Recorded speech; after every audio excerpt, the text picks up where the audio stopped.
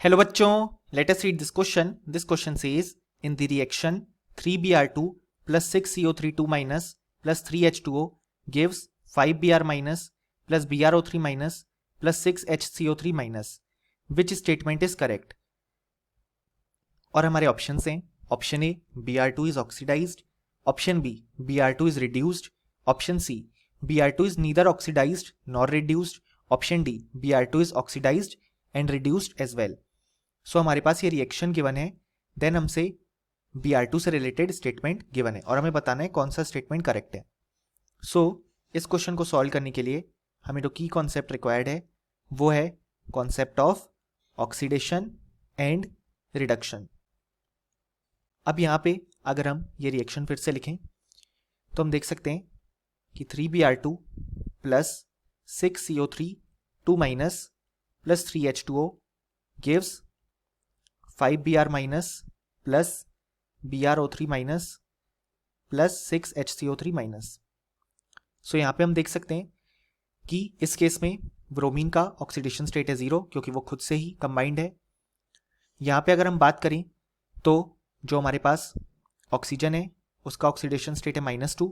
सो हम कार्बन का oxidation state x assume कर लेते हैं. सो x माइनस 6 क्योंकि 3 ऑक्सीजन इज इक्वल टू -2 हो जाएगा. सो x की वैल्यू आ जाएगी +4. सो यहाँ पे कार्बन का ऑक्सीडेशन स्टेट है +4, हाइड्रोजन का +1 और ऑक्सीजन का -2 जो कि उनके नॉर्मल ऑक्सीडेशन स्टेट है. यहाँ पे अगर हम बात करें तो ब्रोमीन का ऑक्सीडेशन स्टेट है -1.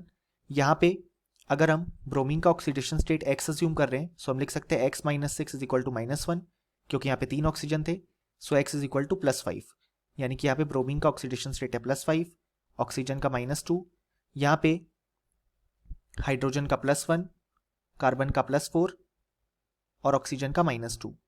सो हम देख सकते हैं कि इस रिएक्शन में हमारे पास जो चेंज आया है वो आया है ब्रोमीन के ऑक्सीडेशन नंबर में कि वो एक बार 0 से कन्वर्ट हुआ है हमारे पास -1 में जब हमें Br2 से Br- का फॉर्मेशन देखने को मिला यहाँ पे, और Br ही एक बार हमारे पास ऑक्सीडाइज हुआ है फ्रॉम ऑक्सीडेशन स्टेट 0 टू +5 जब Br2 से हमें कन्वर्जन देखने को मिला है BrO3- पे.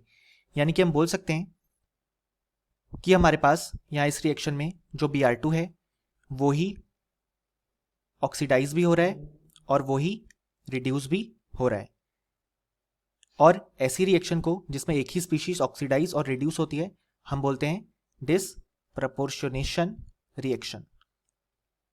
क्योंकि हम यहाँ पे देख सकते हैं कि एक बार Br2 में ब्रोमीन का ऑक्सीडेशन स्टेट फ्रॉम 0 टू -1 हुआ यानी कि वो रिड्यूस, और एक बार 0 टू +5 यानी कि ऑक्सीडाइज. सो फाइनली हमें बोल सकते हैं कि इस क्वेश्चन का जो करेक्ट आंसर आ जाएगा वो आ जाएगा option D, that Br2 is oxidised and reduced as well, और option A, B and C incorrect हो जाएंगे. सो फाइनली हमें बोल सकते हैं कि इस क्वेश्चन का जो करेक्ट आंसर आ जाएगा वो आ जाएगा option D. Hope you understood it well. Best of luck.